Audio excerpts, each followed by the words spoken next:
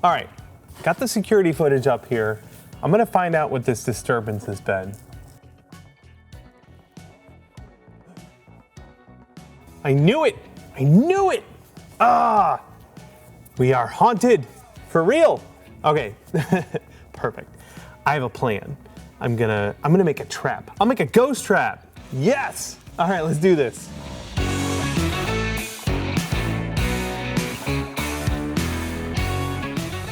Here's the plan. It's a ghost trap. Hey, fellow maker, welcome to the shop. Bill here, and today we're gonna modify and paint the Spirit Halloween ghost trap. This thing is crazy awesome. We bought it back when we got our PKE meter. These are both from Spirit Halloween. Did a little mod on this fella. We'll do some modifications to this guy, especially on the paint job to make it look more like this one. I have the toy, which was 50 bucks, and it's got lots of really great features. It's powered, got a light, got another light. The trap opens, and it makes noises. So we'll keep all of that functionality, but we're gonna upgrade the aesthetics. I think no matter what, the first thing I need to do is take everything apart. It'll make sanding it and painting it a lot easier. I'm gonna start with, I think this is the battery door. There's just a screw right there. I'll tell you what, I'm so excited about seeing more and more toys like this.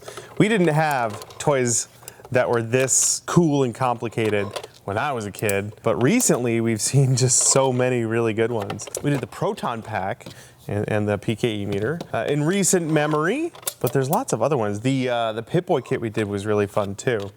Actually, do you have a favorite toy kit for modifying? There's so many out there, and I would love to get more ideas for more toys to paint and mod.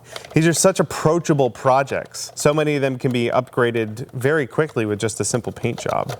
So yeah, if you have a favorite toy to mod, let me know down in the comments. Uh-oh. I might have stripped that head.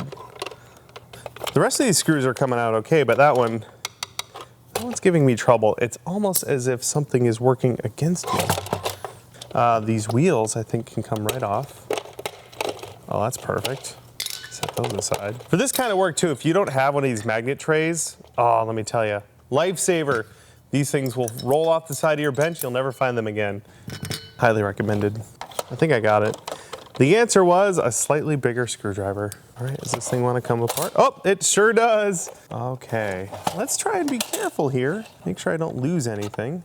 Okay, there we go. This is neat. So these are LEDs that shine on the inside here. There's tons of room to add electronics. I don't have all the gear I would need to add like a smoke machine, but you totally could. There's so much room in there. You could upgrade these LEDs or change them to a different color if you wanted to. There's so much you could do in here. I'm gonna take a ton of photos of this area because I'm gonna take that out, and I have a hunch that as soon as I do, this is just gonna go sproing and then I'll lose all the parts. So I'm gonna take a bunch of photos of that before I pull it apart so that I can put it back together correctly. Okay, this part, I don't wanna paint that at all, so let's put that away. And then I guess I can paint that. This part, let's be careful with. Oh, that just comes right out. And look at that, it unplugs. Okay, that's handy, because this part we don't want any paint on. We can just set that aside, and we won't need that until we put it all back together. I had a minor freak out because I saw this piece lying just all by itself, but I figured out where it goes. It looks like one of the pieces in a ballpoint pen, a clicking pen. So that goes in this hole here, and then this part goes in there, and if I give it a little pressure, it goes back and forth. Save this little guy for sure. Don't want to lose that. Or that. And I'll put them in the same thing so we know they go together. I am super impressed with this. They've actually hot glued all of their connections, which is something I usually do, but that looks pretty sturdy. To get this piece apart though, this wire is soldered. So I'm just gonna cut these and I'll solder them back together, or I'll put connectors on them. Now I don't have to take this apart. I can just tuck those away and tape them in there for our painting. And then I think most of the wires for the other side can get just tucked in there as well. All right, so all these wires need to get tucked away. These lights up here can come right out, so let's save that. I could just unplug that, that's kind of cool. Let me cut this zip tie. I could always put a new one in later. I'm gonna unplug a bunch of this stuff, so I'm taking a photo of it so I know where they go later when I have to put this all back together. Oh look, this is well, that whole thing comes out. How about that? So these guys are hot glued and taped. I just need to free them from that. So these are the LEDs that light the inner cavity of the ghost trap. When you open it, it's all animated and looks all cool. Like that. And I guess I could take that board off too. Might as well, right? I probably could have just done this without unplugging everything, but that was a lot of fun. All right, we have two mostly empty shells. The last thing I think I want to try and take apart would be these doors. And I think they're just pressure fit in there. Just gonna very carefully pry this, and this looks like it wants to bend, which is great for us. Hey, look at that. Door came right off. This is gonna make painting so much easier. Oh, so this is the front piece that goes in there. I guess it's symmetrical, so it doesn't matter which way it goes in.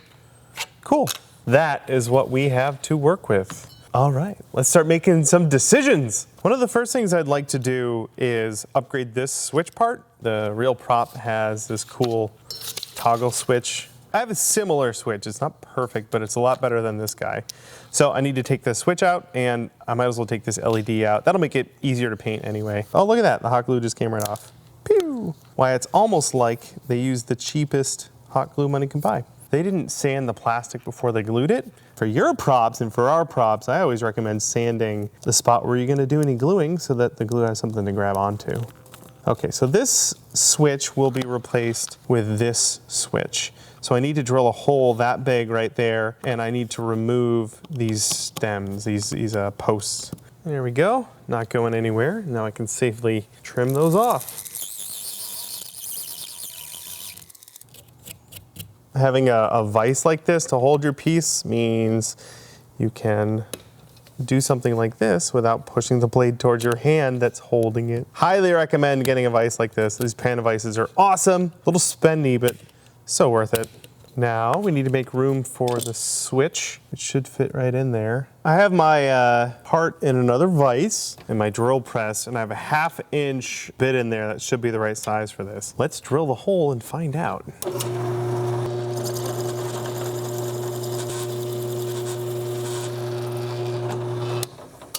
Moment of truth. Yeah. Oh, that's nice.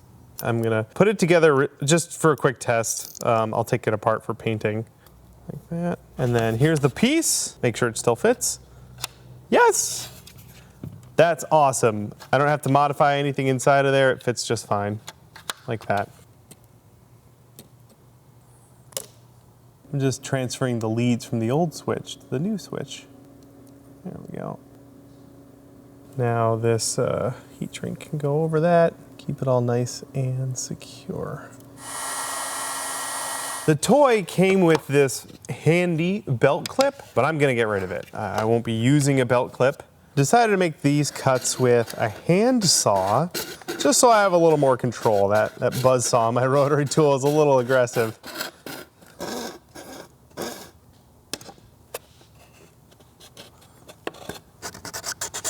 Got my needle file here to do the last bit of cleanup work.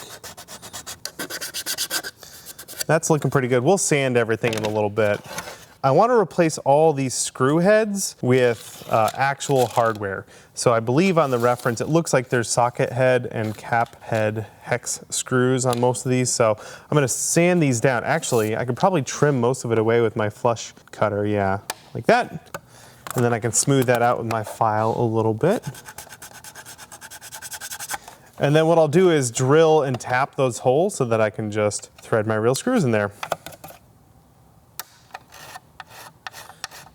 I'm doing a little bit of a comparison now between my references and the toy. A couple things stand out. This knob is clearly not the right knob. I might replace that in the future, but I think for now I'm gonna leave that. This, on the other hand, there should be another raised panel behind this knob, according to my reference image there. I do want to add that. So I think I wanna cut this off, glue down a piece of plastic with some more screws, and then put this back on. I can't use this saw because this spine makes it so I can't cut it flush with the surface here. But a long time ago I made this. It is a mini hacksaw blade that I installed in this wooden handle. I should be able to carefully cut this out flush with this surface.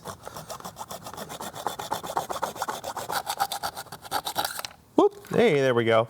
That's fairly clean. I will sand all of this smooth. I'll sand the back of this smooth so we can glue it back down. But that's looking okay. Something else I want to do is if these will come off, then I want to take them off. It'll be easier to sand. Let's see if they want to pop off. If not, I'll leave them, but, oh, sounds like the glue is cracking, which is a good sign. Well, something cracked. Not a problem. I can just put screws from behind to reaffix that. But I'm definitely going to take the other one off. Hey, that one wants to come off. All right. Hey, that one wasn't even glued on. Way to go. That makes my job a lot easier. I want to add this panel here, and my guess eyeballing is like 2.5 inches by 1.5 inches, and I'm going to cut that out of this piece of 1/8 inch thick styrene, like that. I think it needs to, the aspect ratio is off a bit, so I think it needs to come in maybe. I'm just eyeballing this, trying to figure it out. This styrene is pretty tough to cut through. I'm not going to get all the way through it with just a little X-Acto like this, but I can score it and then I can snap it. I'm just going to use the edge of the bench. Just like that, so easy. And I'm cutting across the entire surface of the plastic here. So it's got that fault that we're making will go across the entire piece.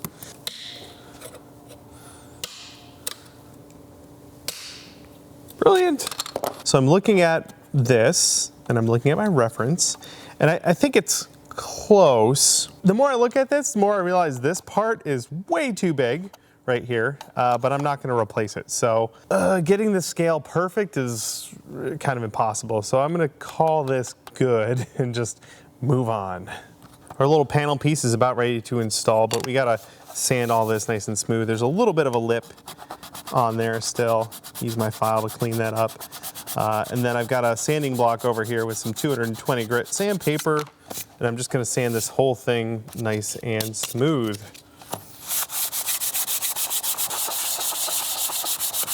While I'm at it, I can sand both sides of this. I want one side to be nice and smooth, and the other side I want to have a little bit of grip so that when we glue it down, it's got something to hold on to. I can also kind of round over the edges a little bit here, so it looks nice and sort of world worn. If that were a real piece of, I'm guessing, aluminum, you know, you wouldn't want a nice sharp edge on there. You'd hurt yourself while you're busting ghosts. Nobody wants that. The piece is ready to go. I kind of traced it so I know where to set my piece. I have my super glue, I have my accelerant ready. Time to glue. Just cover as much as I can and then carefully set the piece down right where I want it. And then I can grab my accelerant. Huh. Weird. You know what? It's a good thing I keep a spare one on me at all times. Time to drill some holes. This has a couple of screws in it. Just have my compass here set up so that I can overhang the pointy bit and draw a couple of lines. And that is where I'll drill my holes. I can do this for anywhere on the model where I'm going to put replacement screws. In fact, on the actual model, there was no screw here, so I can just leave that flat, but I'll have to drill right there to add a real screw.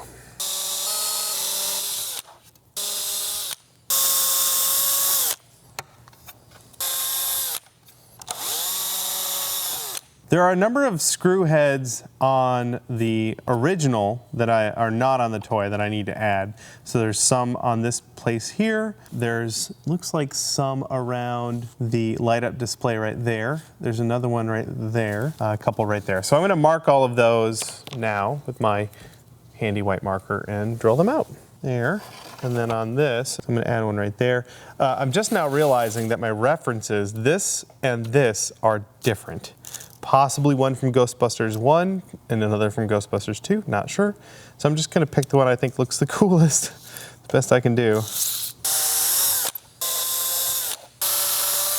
Time to prep everything for paint, or at least priming. I've got these scouring pads, which are awesome for scuffing up this plastic, so it'll take paint a little bit better. There's a couple things we have to sand with some sandpaper first. I have some 220. I'm going to use that to get rid of the text on the on-off switch. I will also use that to get rid of some of the text from the manufacturer here, made in China, all that. We can get rid of that. On the red tubes that are going to get repainted, there's a seam line there. So I'll sand that down first, and then everything else on this kit will get hit with this scouring pad, and then it'll get primed.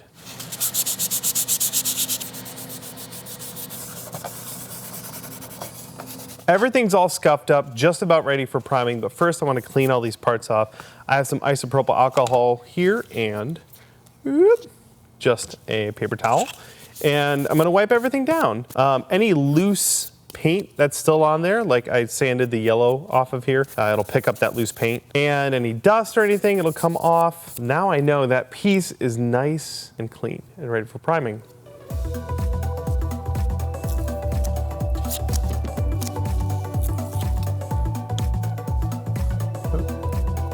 There we go. There we go. I'll pull that one up.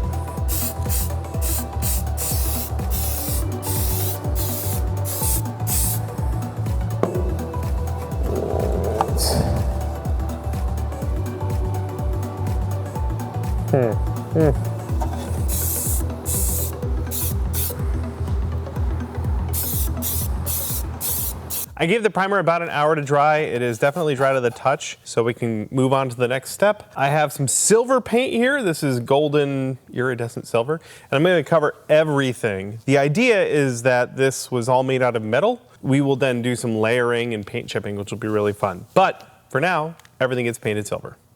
I gave our silver paint overnight to dry, and now we're ready to do some masking. So any of the parts in here that I want to stay silver, like these big panels, I'm going to mask those off entirely. And then I got some toothpaste. Aim! Got a bunch of masking tape ready to go. It's time to lay it down. This is the Tamiya masking tape. Really awesome stuff, worth the money. I get it in a couple of different thicknesses. So there's this thinner stuff here for more detailed bits.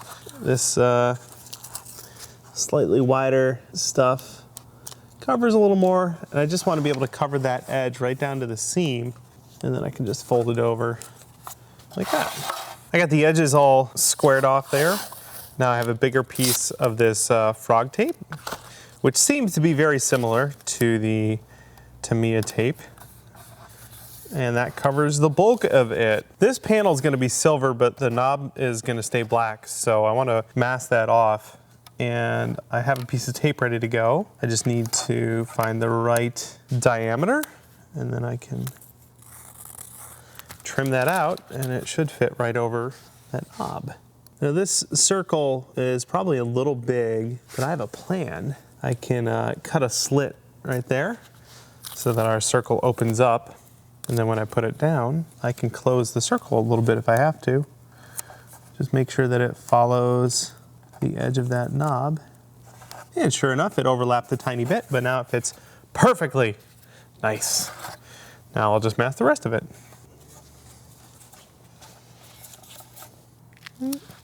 This will be gold, and I want this to stay silver, so I'm gonna mask all that off. There we go. If you want to get really good at painting, then get really patient with masking. That's where the magic happens, but it takes a very long time. It's time to apply our chipping or masking medium. We're using toothpaste for that. So I'm looking at my reference pictures and trying to spot anywhere where the black paint is chipped off. So a lot of the edges, the handle, these doors, anywhere that's going to get some wear and tear is going to have some paint chipping. So I have my toothpaste, I have a poking device, and I'm going to cover it up. You can see there's the silver peeking through there, and these are clearly two different props from the movie. I'm gonna go for the more heavily beaten up one there, and take my toothpaste, just a little bit, and just run it along the edge like that. And that won't dry. It'll stay that way when I spray my paint over it, and then I can chip it down to that. I've tried different things for this, like latex. It's pretty good. The toothpaste is cheap, readily available. I specifically got like the cheapest I can. I don't want hydrogen peroxide in there. I don't want baking soda. I don't want anything that's gonna mess with my paint job. So I just got like super cheap toothpaste. And it washes away with water, which makes it really easy to remove. And it's fairly easy to apply. I can just kind of leave some scratches like that. Put some scuffs on our button here. And there we go. I'm just gonna do it over and over again until I'm happy with the amount of chipping I have. And then we can start painting. All the masking is done and I'm ready to apply the black paint. So I have more golden paints here in my airbrush. I'm just gonna cover everything. All the time spent masking means we can just douse it all. So that's exactly what I'm gonna do. Turn on my airbrush, woo! While I'm working on that, I'd like to take a quick moment to thank our patrons over at patreon.com/punishedprops. It's because of your support that we can afford to work in this wonderful workshop and do these really ridiculous but fun projects.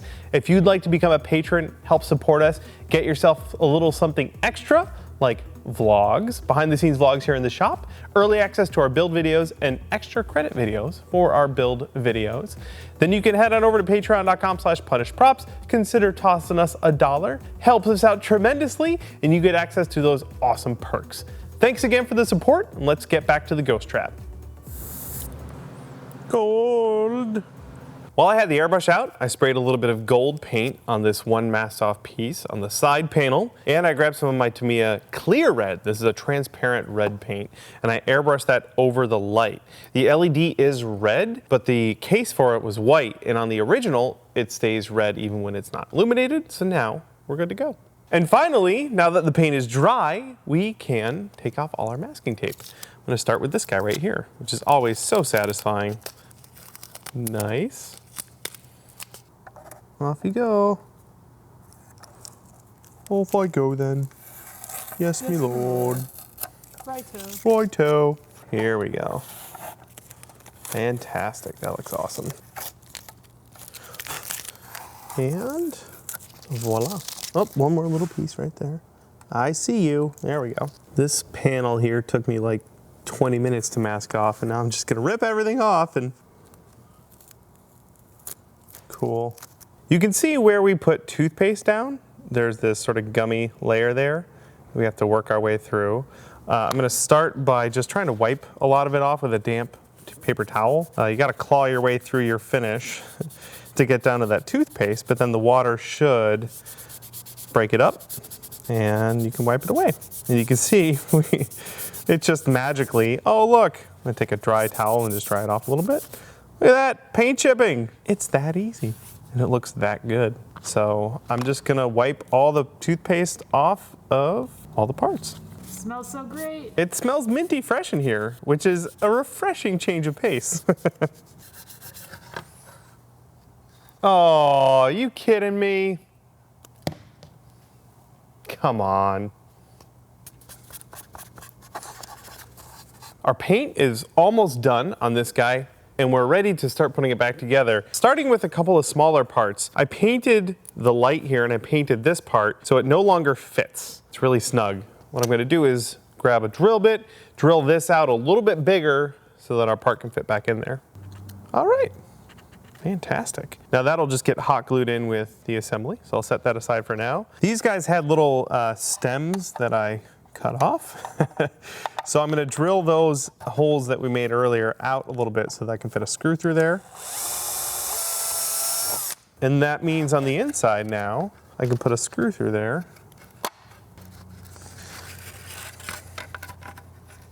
Now we're leaving these silver because our reference picture here, this is the one we're going off of, and those are silver instead of red, so that's why we're doing that.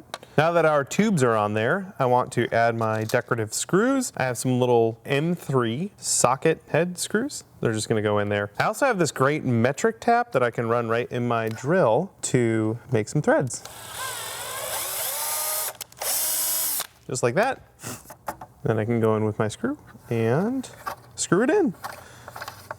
Now these are decorative, it's not necessary to tap them, but I find it quite easy to do it that way. So I'm gonna do them all that way.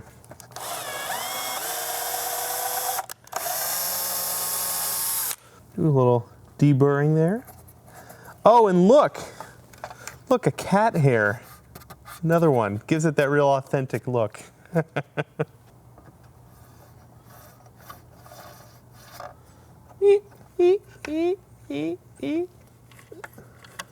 Some of the references have cap screws instead of socket screws, so I'm putting some of those on there. It's just a little bit of a different profile on there. The decorative screws on this plate look good, but there's a problem. They're sticking out the back, and that's gonna run into the main body. I have a pair of mini bolt cutters here, and I can take my screws and just cut them shorter, a little less than half, I think. And then this can go like so. And it's not protruding from the other side. Another problem I just found out was that this, somehow I stripped the threads on that, so it won't thread in there, but we can just glue it in. And I'm gonna put a touch of super glue right there, and that should be more than enough to hold it. This piece is coming together. It's held closed by this little hole there and this screw, but I'm gonna replace it with one of these so that it just looks a little more like it fits in. So I need to tap that with my M3.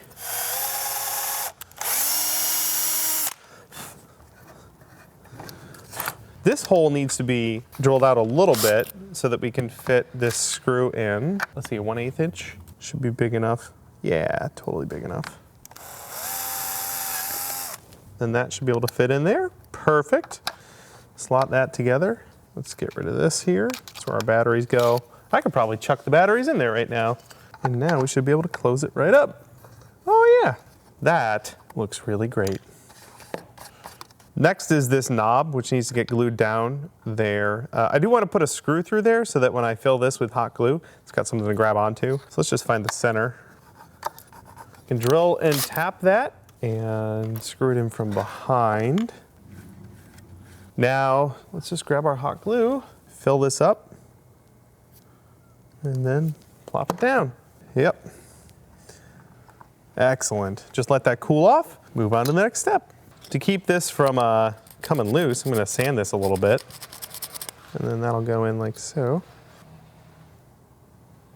One last thing I want to do before we assemble is put the stripes on here, and I have some electrical tape. This is just yellow electrical tape. I'm gonna stick these two doors together from the back so they don't dance around on us while we're doing our tape work.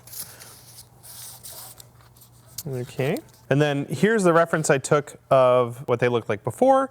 I also have my references from the movie, so I'm just gonna kind of eyeball these. And then I can trim the extra stuff later, but for now I'm just gonna try and get everything placed correctly. So I'm going with electrical tape because on the movie prop, you can see that it's clearly peeling off, so it wasn't painted. Also, this is a lot faster than painting.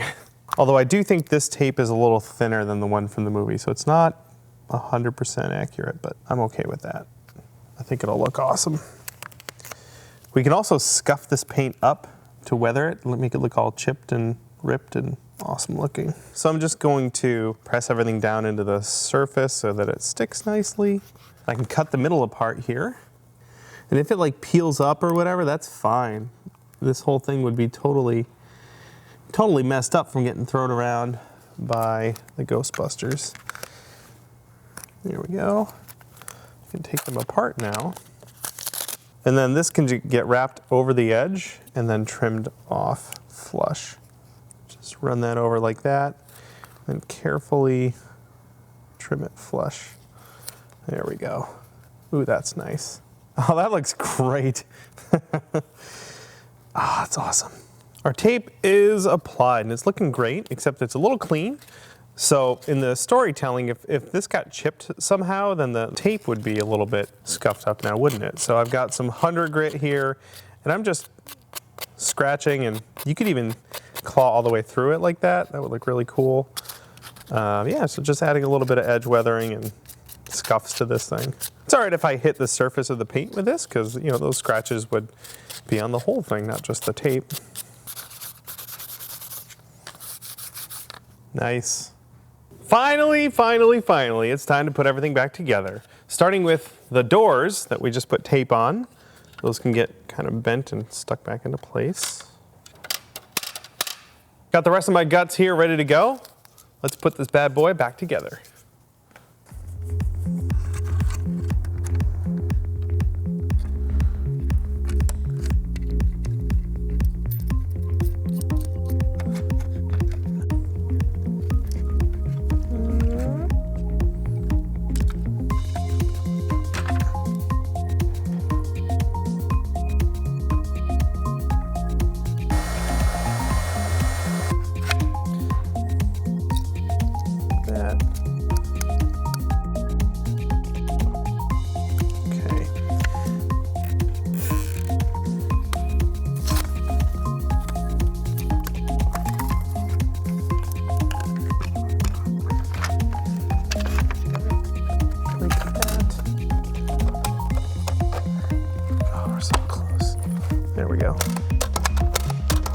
Yeah!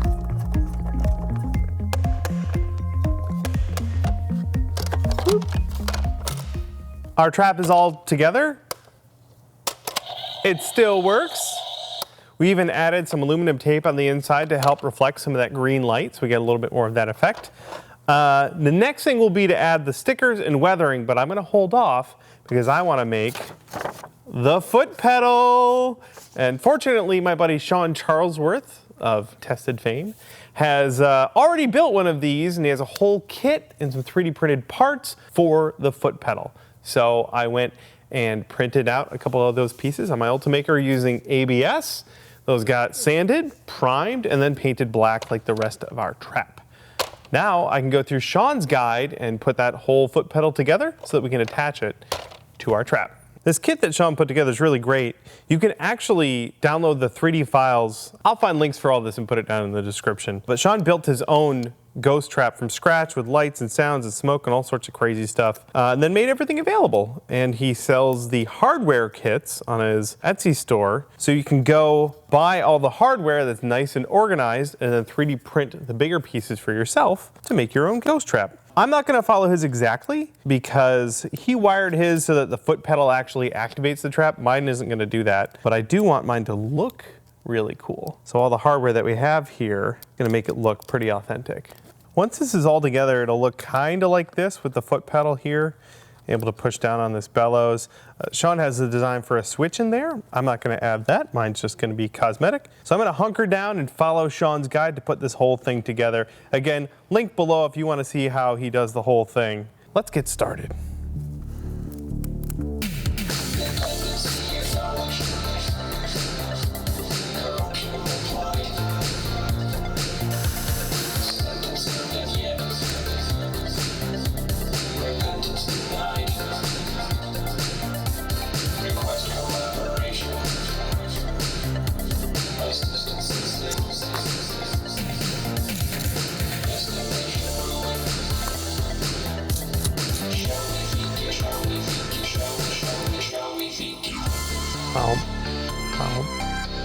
Yeah.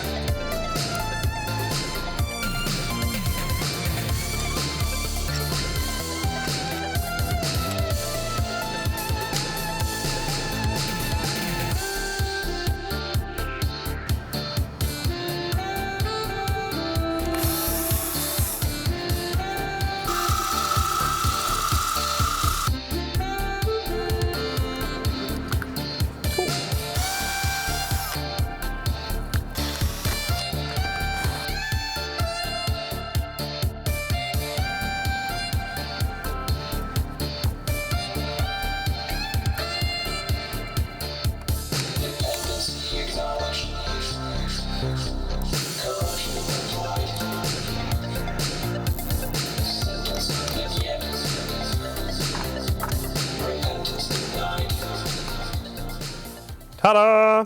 Foot pedal is mostly complete. The only other things we have to do, we have some stickers, and unfortunately, since I added this panel here, these stickers aren't gonna fit right there. I may have to make some new ones. I'll save that for a future project, but I have some that can go on. In fact, this one right here was supposed to go right there, but instead I'm gonna put it here on the foot pedal. Oop, there we go. And these are the stickers that came with the toy trap. Ah, get back here. And this one looks very similar to the one that's supposed to be on here, so I figured I would go ahead and repurpose it. Good thing is, at some point if I want to put a better sticker on here, I could peel this off and put a different one on it, but that actually looks really good. Danger, danger, danger. That looks okay. There we go. These can get roughed up a little bit. I've got some, hit it with this scouring pad to kind of, I don't want it to look perfectly shiny, a little scuffing. There we go, looks pretty great. So for the weathering on this, I'm using oil paints. I really, really love these oil paints for anything mechanical like this. And what's great is I can really just pretend like this thing got dropped in the mud. It just looks really dirty and greasy. And then, you know, maybe the Ghostbusters clean it up. All the Ghostbusters equipment is filthy, by the way. They're basically ghost janitors. All their stuff's always covered in slime or dirt or dust or whatever. So this thing is gonna be grimy. This is the magic part where we wipe everything off and it looks dirty and awesome and like a fully finished prop. The oil paints have that lovely greasy shine that will stick around for a good long time. I love it. I want this to be really dirty. So I'm gonna leave a lot of that paint down.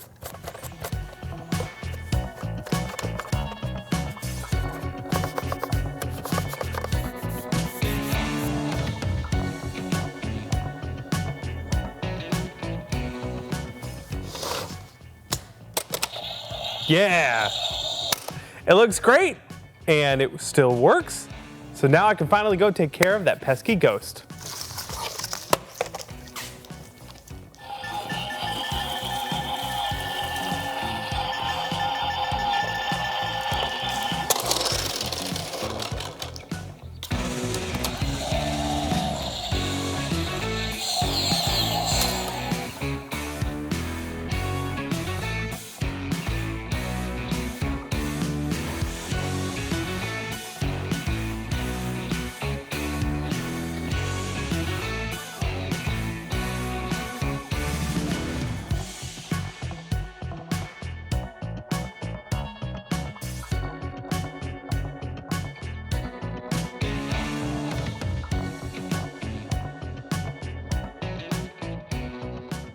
I gotta tell you, this was an awful lot of fun to put together. I love repainting props and toys. The folks over at Spirit Halloween did a great job with this. Obviously not screen accurate, but for the money, it's really hard to beat.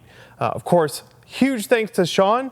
I bought this kit off of his Etsy store. We'll have a link to that down below, along with the full build of his full 3D printed ghost trap, which is incredible.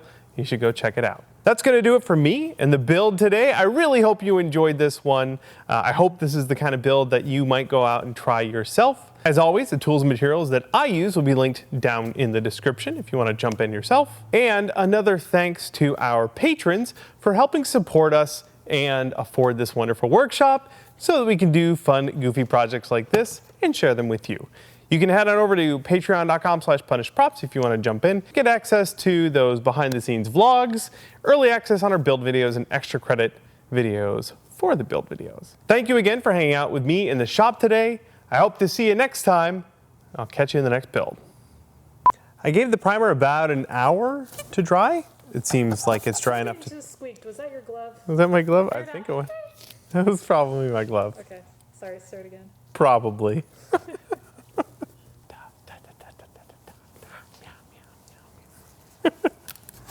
That is looking pretty good. Great. That's looking pretty great. Great.